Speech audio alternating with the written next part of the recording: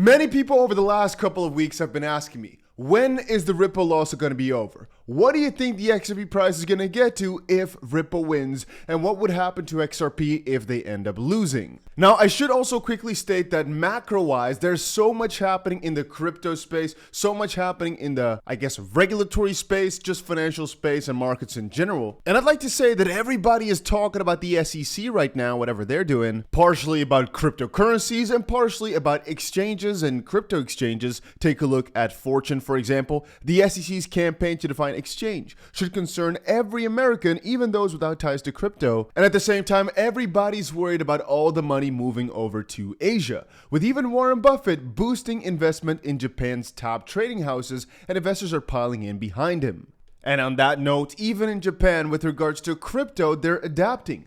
Japan eyes crypto push with loser margin trading rules. A report shows that Japan's FSA is in talks with local crypto exchanges for offering borrowing margin of 4 to 10 times than the existing 2 times. And the vice chairman Genki Oda said in an interview, reforming the leverage rule could make Japan more attractive for crypto and blockchain companies. It's interesting to note that Ripple is also working in a very nice manner with SBI over in Japan. They've got a joint venture together, SBI Ripple Asia or something like that. I don't remember the name. Yeah, it is indeed called SBI Ripple Asia. And as we've seen, those guys over at SBI seem to believe XRP is going to be hitting $10 at least. And they're pretty bullish on Ripple's shares, which again are not the same as XRP, increasing as the probability also increases of them winning, but especially if they do end up winning. And it made me think, where would the price go if they won? How high could it go? Before we move on, make sure you press that like button right now. If you haven't done it yet, make sure you press it right now. I'll give you like 1, 2, 3. All right, there's a couple of bases we should set. One, it depends on what happens with the SEC, how high the XP price goes. Because right now, the situation is quite dire where everybody's looking at what are the rules for exchanges in the US, but also around the world. Binance is shutting down services in a lot of different countries. UK is being harsh, Netherlands being harsh, US is being harsh. What exactly happens to those? The more negativity there, well, the more volatility in the crypto space as a concept, but also the less potential we have for crazy pumps because potentially there are just less people interested in trading if all the exchanges are shutting it down. For the time being, because eventually it doesn't matter whatever exchange is out there, crypto will survive and I think will still pump and thrive. Second of all, it matters what are other countries doing. Japan is bullish, okay, that's very nice. Korea potentially might be bullish. What all these other countries are doing will still depend a lot, will explain a lot of XRP's price momentum the moment that they do end up winning. But the same thing applies for what are other countries doing, not only in terms of a normal crypto sense, but what are they doing regulatory wise? Are they following the SEC, the US SEC? Are they getting their own routes in? Are they actually properly regulating crypto? And again, another one is, did Ripple or other companies decide to massively move jurisdictions? Is there all of a sudden a massive wave to the UAE where all these companies move? Is there more being found out about Ethereum? Right now, people are linking the IMF, different law firms, and different SEC members together to basically promote the living crap out of Ethereum. But maybe at some point, people are going to find out that that was all lies and crazy things. And so that could turn back into positivity for XRP, which got sued without the right justification, a lot of us believe. Again, I still believe to this day that they did it to suppress XRP. Again, when looking back at history, there have been many times where XRP's dominance was more than that of Ethereum, or at least came close to it, and that makes you think. After that lawsuit at the end of 2020, it's just basically gone exactly in opposite side, where Ethereum basically kept creeping up on Bitcoin, and XRP basically kept creeping down. Not completely, but for the most part. And so, again, that's an added multiplier. If the XRP lawsuit is over and they become victorious, I do believe, depending on what information comes out about Gary Gensler and all these guys and whether or not they bundle together and what happens to Ethereum, XRP could take a lot of that dominance back. You got to understand, if it gets back percentage-wise to where it was a while back, like for example back in 2018 in the major bull run, for example, to any one of those points, it could get all the way towards like 14% dominance. That's like almost 8 times or so what we've got right now. Let's just say 7 or so times, and that is only to get back percentage-wise to where it was before. So that would already be let's just call it an 8x in XRP price without even talking about the gains on the sides. This is just about getting back to where it could belong. Respectively, Ethereum at this point was about 12 point some percent. But the highest point that were together basically was Ethereum at 16.5 and XRP at about 20%. That will put XRP right now at a 10x and Ethereum just on a slight decline. That is crazy to imagine that that could be the case. And now potentially with some of these proposals for Ethereum, for example, with raising their validator limit, this could be another bearish factor for Ethereum, which again, if XRP is in a proper spot, could make it propel even further. And what I've also been thinking about is the moment that an ETF comes out for something like Bitcoin in the way in which we imagine it's going to be happening, how exactly could that be reflected on XRP the moment that there is clarity? Anyway, all those things are quite uncertain. Now, what I think is going to happen, just without all these points measured and without all these points put in, I think the XRP price is just on its own going to be gaining mostly from the idea that finally we got out of this mess. Boom.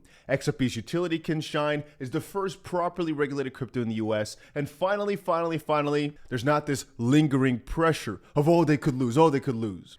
And also a lot of FOMO. Now, because of historically the price went to, let's say $4 or whatnot, a lot of it was pressured by Korea. That's why I'm saying let's just call it $3, not $3.96, not $3.60, $3, let's say.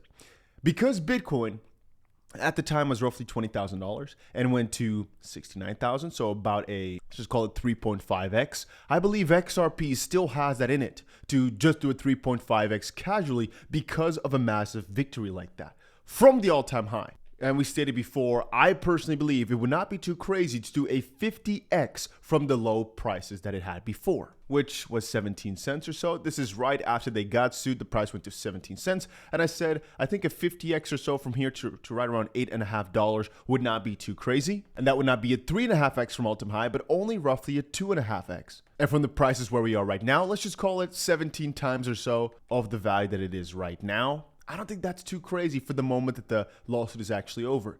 But it depends on so many factors, like I said it before, because I still believe that the price is being manipulated and kept down for Bitcoin because of some of these major investment firms. But anyway, to go on with my list, another thing that matters a lot is Gary Gensler or the whole SEC exposed or not? Have they gotten away from their throne?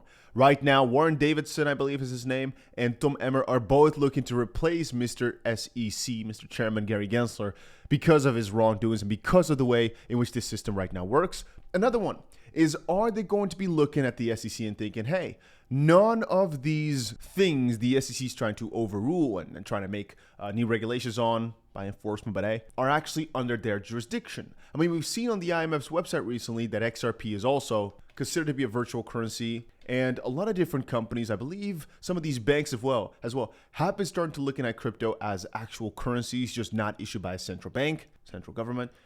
And so then it becomes a wonder, is that going to be splitting up from the SEC into a new entity that potentially could be formed? All that could theoretically speaking happen before this case is set. And that just changes everything, which is the strange part about it. Another thing could be, and again, you have to think about this all quite properly. What's the market looking like at that point? And what's the enthusiasm looking like for the whole crypto market? Because right now, even though prices are doing okay, I wouldn't say that crypto is in the most negative of spots. 27,000 is still quite nice, and there's a lot of enthusiasm for all these new ETFs and the SEC getting shut down. But here's an important point. Ripple case nears conclusion. We all know that, which is why I believe that right now so many more eyes are on XRP. But the fight for clarity must continue. Regardless of what happens in this case, by the way, on a side note, people have to keep fighting off for crypto regulations as a concept. And so a question again comes, what exactly is ruled in the case? Besides the excitement of the market, it's very important to understand. Are they going to be ruling on secondary XRP sales? Is it only the investment contract officially part that is ruled on? Which exactly of all these major points is being discussed in the first part of the lawsuit? Because you got to understand, whoever wins, Ripple or SEC, they're going to be fighting it through. It's not the end right now. If the SEC loses, they'll probably say, hey, let's appeal this. Let's go on again because we don't agree. If Ripple loses, they'll say, hey, let's spin this back. Let's go a court higher. Let's try this again. Or eventually goes to trial, and eventually it can take another year or so to clear, which could not be the best for pumps. Then again, we all know that XRP as a crypto and as a ecosystem will still grow regardless, that's again my opinion, of what happens in the case. I would say the enthusiasm would be a little bit less, and there would be skepticism, but it's similar to when they got sued by the SEC, and I guess it's kind of similar to what happened with quite a lot of other cryptos that were called out by the SEC, like Algorand, etc., Cardano. Even if they were to be called securities officially by the SEC and the courts decide, okay, boom, that's it. We as the people don't agree. So at that point, I'd say the price would stay kind of stable, with, of course, another fall, potentially towards 10 cents or so. But I do not think we'd have a situation as with Luna where things just die out completely, because that probably should have happened already when they actually got alleged to be a security by the SEC. Since it didn't happen, I think regardless of what the judge decides, XRP will still survive because the fight, as we just stated, has to go on anyway. I mean, Coinbase is now in, Binance is now in, all these other cryptos now have gotten sued. Exactly what Ripple had been warning for all these years. People didn't take it serious, but right now they are. BlackRock is not going to let this slip by. I'm not talking about XRP. I'm talking about the idea of crypto getting slammed to the ground when they can make money on it. No, that probably won't happen. You have to understand, from an institutional perspective as well, there's going to be, if Ripple wins, so much money flowing in. Here's, for example, a little flow by assets, which shows an interesting amount of inflows into XRP here, especially in comparison to a lot of other things. I should call them investment vehicles or assets.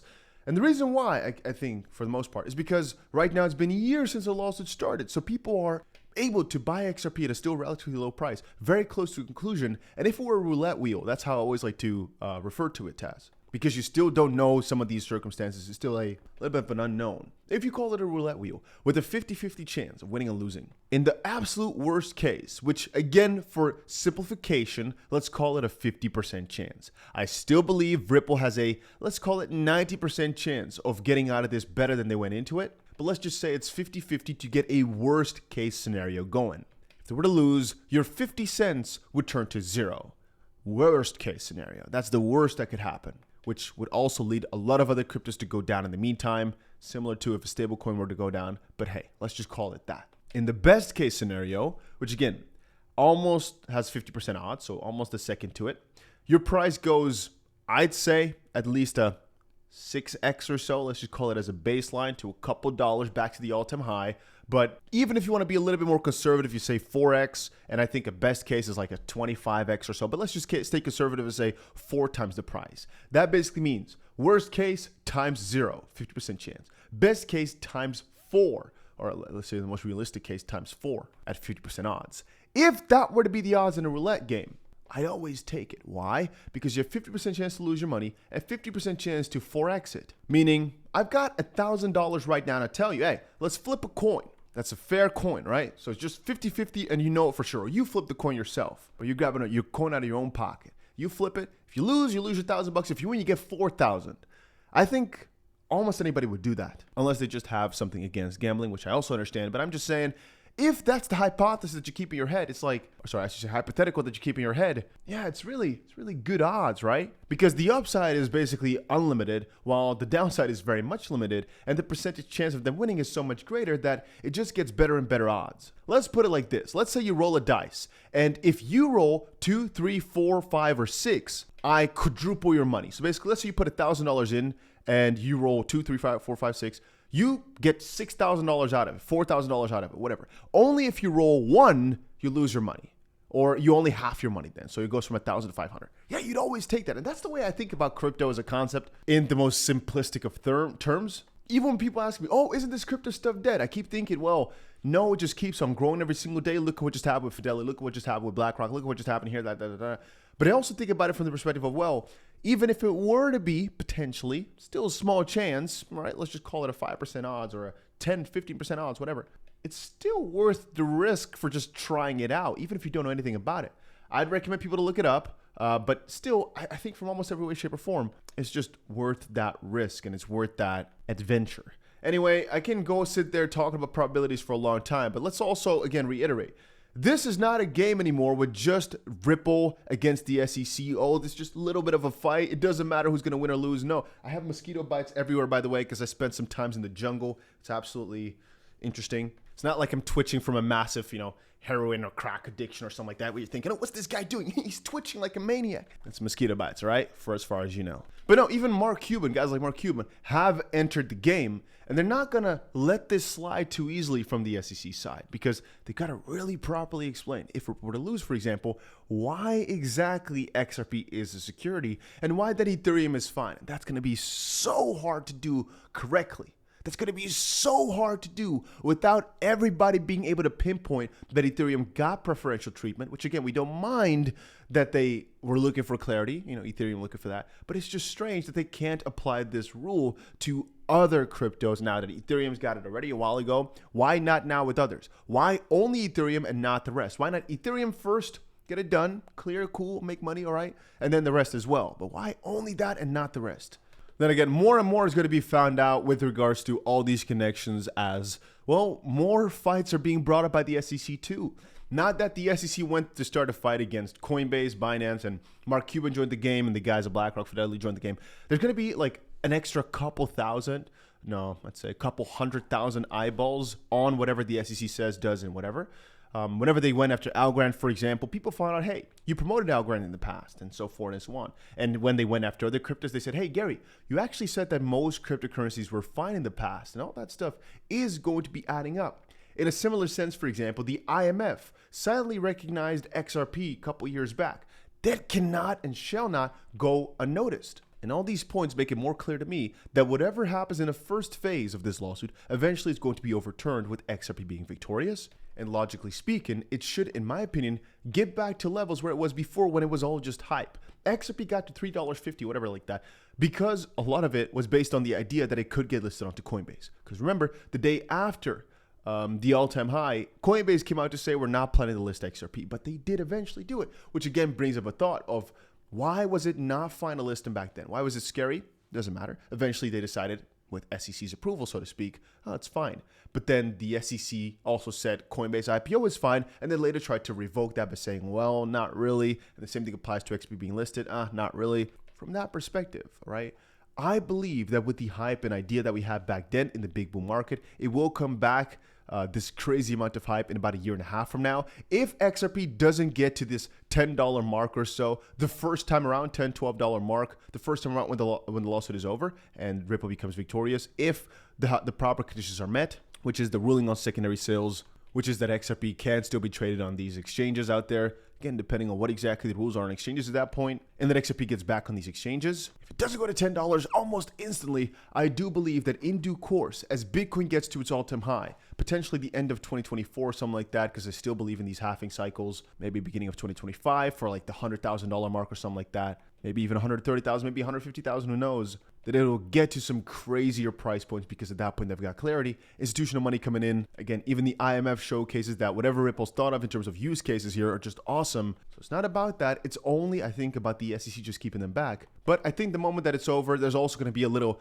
like a little rage of victory. We've already seen over the last couple of months, a lot of people switched up their minds. Where in 2017-18, whenever I made an XRP video, people were calling it banksters coin, garbage, centralized shit coin, whatever. Right now, there's so much more support because people understand it's really not that strange of a coin. It's really not that different, and they're honestly fighting a proper fight against the SEC. So the sentiments has changed with more people supporting it now than before. And again, in a similar sense, Bitcoin right now is at 26,000 to 27,000, which is still, let's just call it a 50% higher than the all-time high when XRP also hit its all-time high. So from that perspective, $4.50, something like that, shouldn't be too crazy for like a hovering price for XRP right now, which would still be about a 10x from this price. And as more people are supporting it right now than before, again, realize this properly, there's a very high probability that the moment it's all settled, a lot of these buyers that have been anxious on the sidelines will all of a sudden massively be buying XRP right now as well.